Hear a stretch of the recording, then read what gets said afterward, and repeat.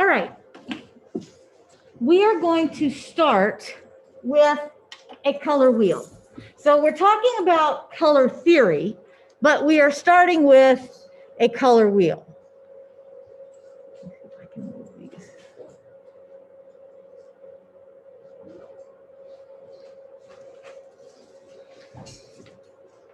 So inside of your sketchbook, what I'm going to ask you to draw, this is just going to be a mini color wheel. All right. And we're going to make it with colored pencils, simply so that you have something to reference as we start talking about how we work with colors. All right. So I'm going to start with a circle. I'm only going to use about half of my page. And from this circle, I'm going to draw this equilateral triangle. And when we start talking about color theory in our notes, and this part of our notes we won't get to until tomorrow, but this triangle is going to come in handy. Right? So at the end of each point in the triangle, I'm going to draw another circle.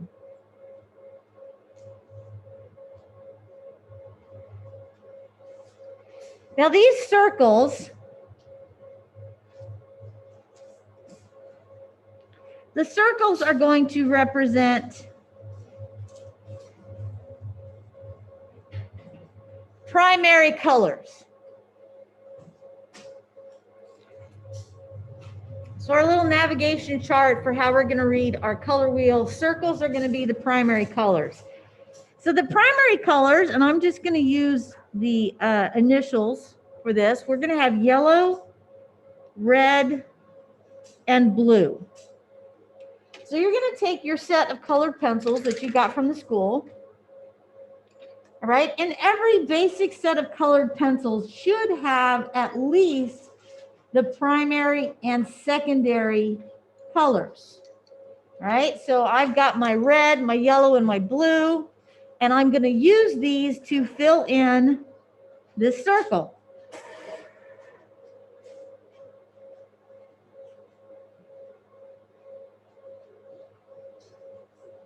Now, when we start taking our notes after we've made our color wheel, we're going to discuss the fact that our primary colors are the colors that we have to start with. You can't mix them. They are the building blocks of all other colors. So just like you have prime numbers in math, where that prime number is only divisible by itself, with your primary colors, you have colors that can only be themselves. You can't take two other colors or three other colors and make a primary color. You have to start with the primary colors. Right?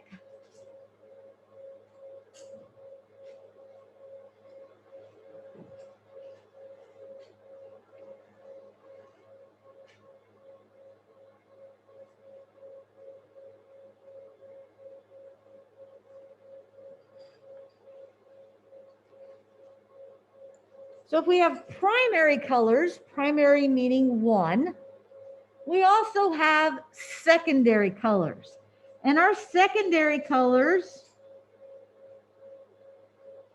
are going to be represented on this color wheel by a square.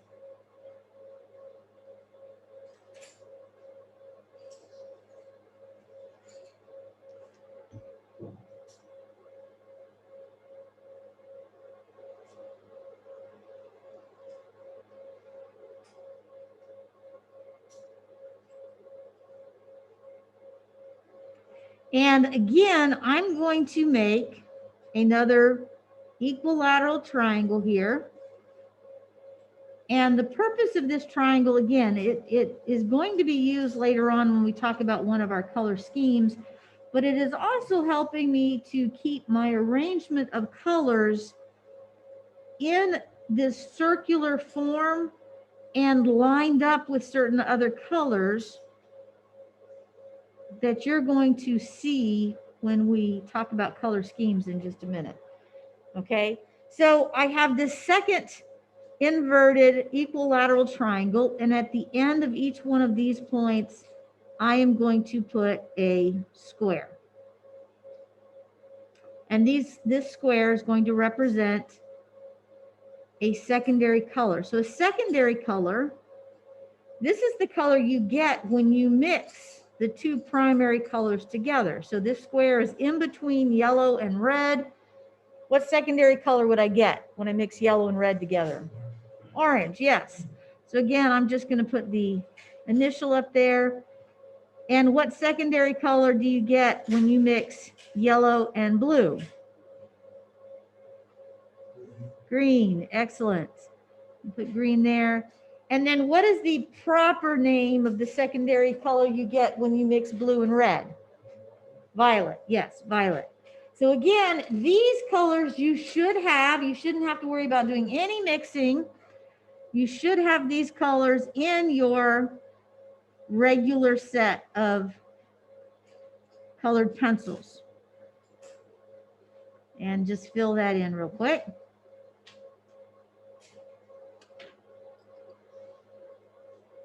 Now do be careful when you're working with the green, and I should have said this with the blue.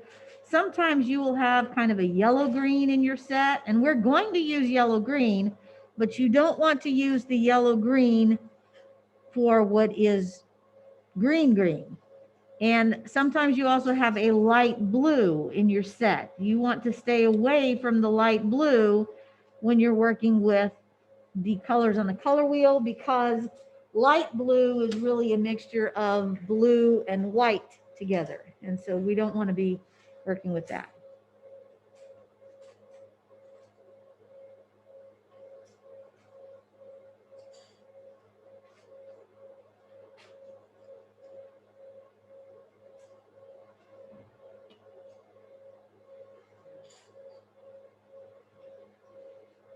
Okay, so I've got my primary colors, I've got my secondary colors.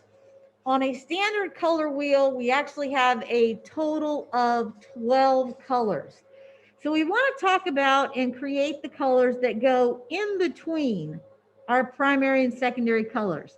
And those we are going to represent with a triangle. So the triangle is going to represent our intermediate. And these are sometimes called tertiary colors. And so I'm going to put a triangle, trying to put them right in the middle.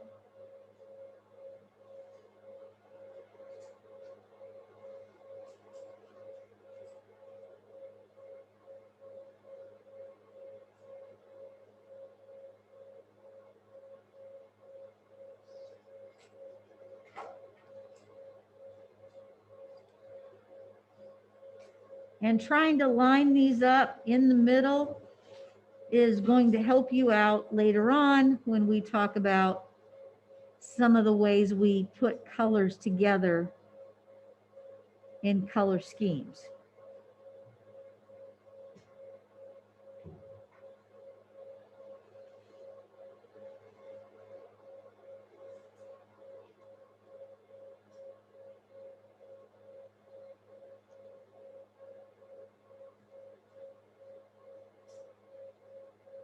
All right, so I have my 6 triangles here. If I have a color in between yellow and orange, anybody want to take a guess on the name of that color? What is it? Y'all shout. I have a hard time hearing you through your mask. What is it? I think somebody said it. Say it louder. Huh? Well, it has orange in it and is definitely lighter.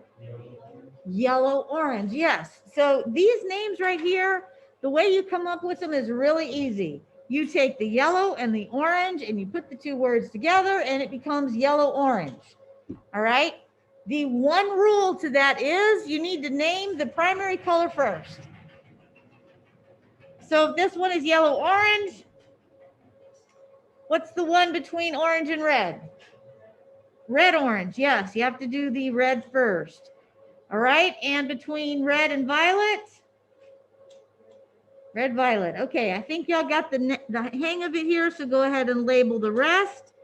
We'll be writing out these names in our notes instead of just using the initials. Okay, so you can just use the initials for right now. Now, when you go to fill these in my set of basic colors here, there's only 2 of them that I have. And it depends on your brand, whether you have some of these intermediate colors or not. Crayola actually gave me a color that is yellow green and red orange. All right, so I'm not going to have to mix those 2. But if I did have to mix one, let's say this yellow orange up here. If you remember back from when we did our unit on value, and we did the value of a cube, a sphere, and a cylinder, and one of those you had to use complementary colors in, we actually blended some colors there. So you lay in your color, one of them, and then you go over it with your second color, and you simply keep going back and forth until you have that color that looks like it would be yellow orange, an equal part yellow and an equal part orange. And once you're happy with that color, that looks like it's kind of in between, move on to the next one. So you should have all of the colors you need to actually create these intermediate colors that you have here. Okay, like I said, I already have one labeled yellow green. That's kind of a light green, and it's really light green because it has yellow mixed in with it, and yellow being the lighter color makes it look lighter. Okay, and I had a red orange.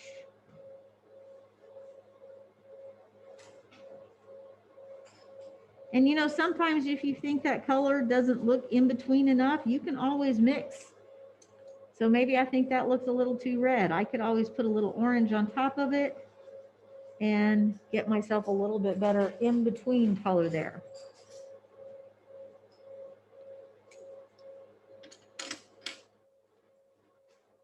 So take just a minute, finish mixing and blending all of these colors, and then we are going to move on to the notes.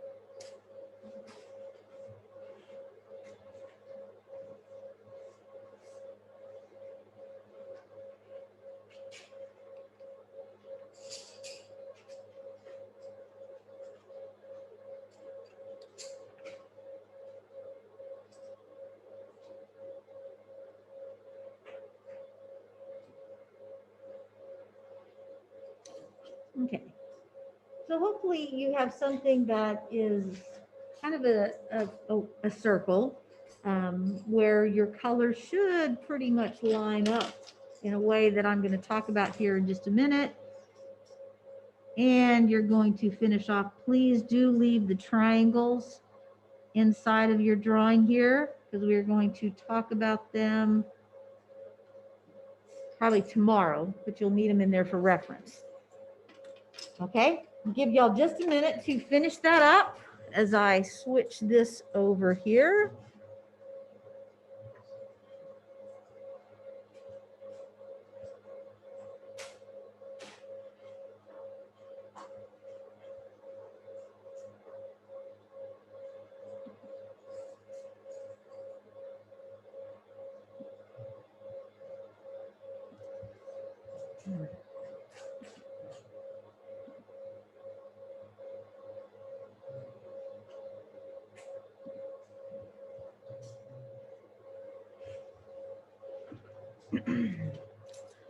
Okay, so if you haven't finished coloring those things in, I'm going to give you some time at the end of class to put them in there. What I'm showing you right now is what the notes in my sketchbook look like. All right, so if you want to put this on a separate page, it took me 2 pages to actually get all of this in, but I am going to be looking for your notes. So please make sure you're putting this information in. All right, so this is what my 2 pages of notes look like. This is what we're about to start.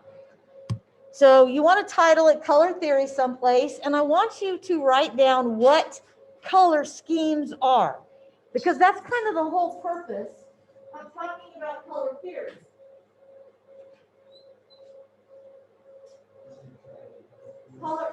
Title it Color Theory, yes. So color theory, that's our title up here, all right? And in color theory is all about how colors work together. How do we put them together to create color schemes, all right? Now, generally, just kind of a broad thing is color schemes are a group of colors that follow a set of rules. When we group those colors together, we're normally talking about a group of about 3 to 4 colors from the color wheel. All right. Now, when you go to someplace and want to have a new color mixed, say you want to paint your room, that place that's going to mix the paint for you, do they only offer you 12 colors? No, they have thousands of colors that you can choose from. But they all pretty much are created using the set of rules that we're about to talk about. So we have this 12 color wheel, and based on the rules, we can mix and create all of those other colors. Okay, so color schemes are a group of colors that follow a set of rules.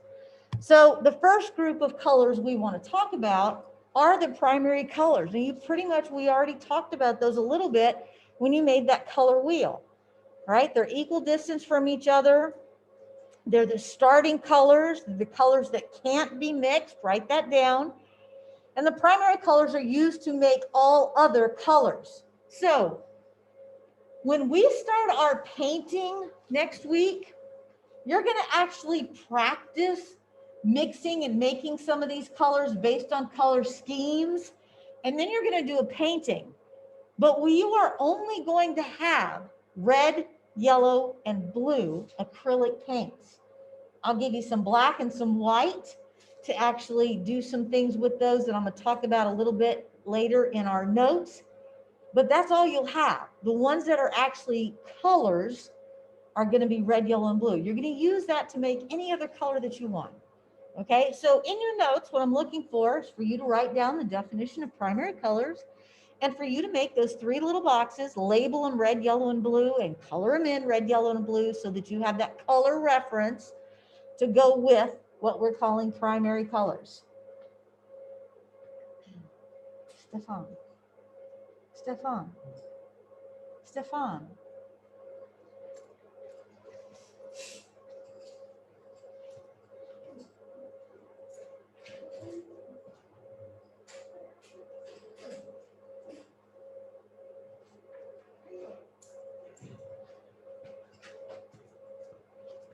All right, now again, I'm going to give you a little bit of time at the end. So as long as you at least have the definition and you've made the little place, if you haven't gotten them all colored in yet, you can do that at the end of class. All right. So secondary colors, and I'll also let you take a picture of my notes if you need them. Secondary colors, these are colors that are created by mixing two primary colors together. So in a way, you kind of did this by the placement on the color wheel that we just did. So I want you to actually write yellow and blue and then have those two lines converging on the square that says and has green in it. Same thing with the red and the blue creating violet and the red and the yellow creating orange, right? You need to know how, or at least what colors to work with when you start to try and mix these colors.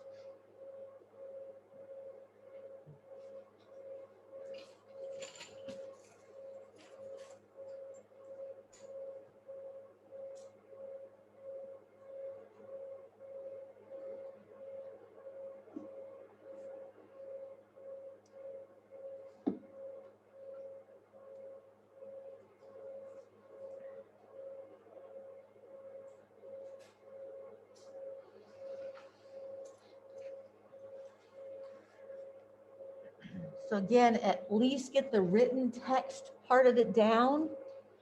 If you've got time before I move on to color something in, that's great. Otherwise, I'll give you some time to color it in at the end of class.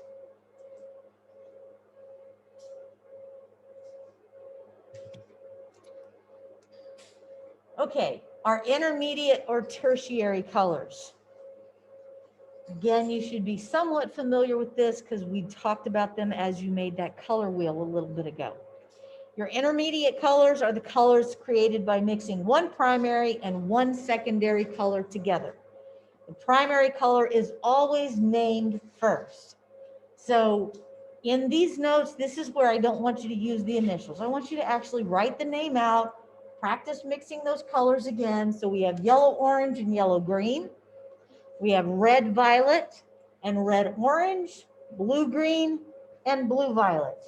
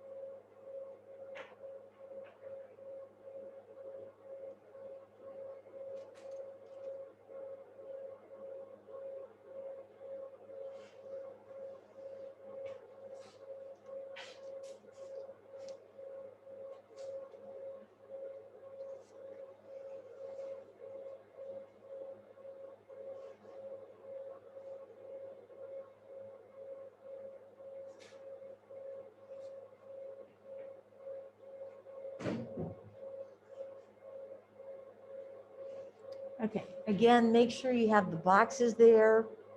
If you haven't filled in the colors, I'll give you a chance to do that at the end. Okay, the last set of colors that we're going to cover today are complementary colors. All right, complementary colors are a single set of colors that are opposite each other on the color wheel. When we talk about opposites also ties into a principle of design. Now, this is a good time for me to mention that your semester exam is going to be over the elements and principles of art. I want you to understand how those principles work. So the elements are fairly straightforward. You can recognize them. I mean, color obviously has color to it. But contrast, when you talk about contrast, contrast is opposites. And when we look at complementary colors, we are talking about opposites on the color wheel. So if you look at that little color wheel that we just made and you find yellow, and you imagine that you're drawing the diameter of a circle, okay? And one end of that diameter is sitting on the yellow. Where's the other end of the diameter sitting? On violet, yes. So yellow and violet are complementary colors. Here we have the Christmas season, if you celebrate Christmas. And a lot of times the colors red and what are associated with Christmas? Green. Red and green. Again, if you started at red, drew a diameter across that circle, you should end up on green. They complement each other, which means that when you have something red sitting on top of something green, it makes that red more intense than it would be if it were, say, sitting on top of a different color. Same thing with the green. If you think back to the videos that we watched at the beginning of the year that had to do with the elements and principles of art, one of the videos on color gave an example of text being on, so you had like red text on a green background. When you do something like that, that red is just vibrating on top of that green. And it's almost hard to read because the colors are so intense. So it's one of the things that you have to think about when you're putting colors onto text and creating a presentation. All right. In order to tone that down, if you remember, they made one of those colors a little bit more neutral. It still made them stand out, but it just changed that intensity of it. Okay. So the way we change the intensity is by mixing the complement and mixing them together. So again, if you think back to what we did with value, working with colored pencils, and I asked you to create the dark values and some of the medium values on one of your three-dimensional objects by blending complementary colors together. So when you mix those complementary colors together, that's when you start to get the browns and the darker neutral colors. All right. So you can have the pure complementary colors right next to each other and you have this really, really intense set of colors, or you mix them together and you get the neutral colors. All right. So we have three main sets: yellow and violet, which we mentioned, red and green, which we mentioned, and the last one, blue and orange. The reason I call them the main sets is because they are the complements using primary colors. So it's the three primary colors and its complements. You also have three minor sets, and those are the complements that are using all of the intermediate colors. Okay, so I want you to set up some examples, name them, of the complementary colors that we can get based on our 12 color wheel. All right. And we're going to stop here at complementary colors for today. And then tomorrow we will finish the notes. I will be passing out some acrylic paint to you. And then starting on Monday, you're going to actually start working with the paint and doing some of the stuff that we talk about in our notes today and tomorrow. Okay. So in class,